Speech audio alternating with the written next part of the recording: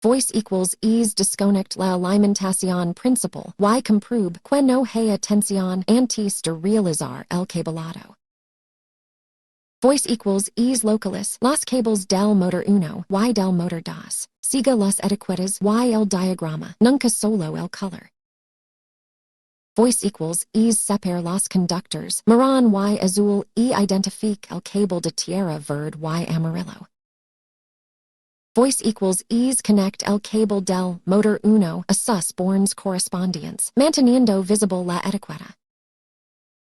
Voice equals ease connect del mismo modo el motor 2. Comprube cada conductor antes de apretar.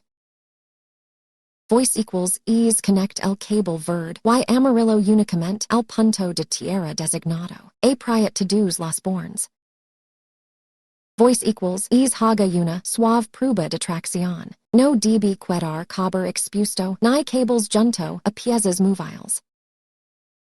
Voice equals ease coloque de nuevo las protecciones y pruebe a baja velocidad. Si detecta una anomalía, detengas y desconecte de inmediato.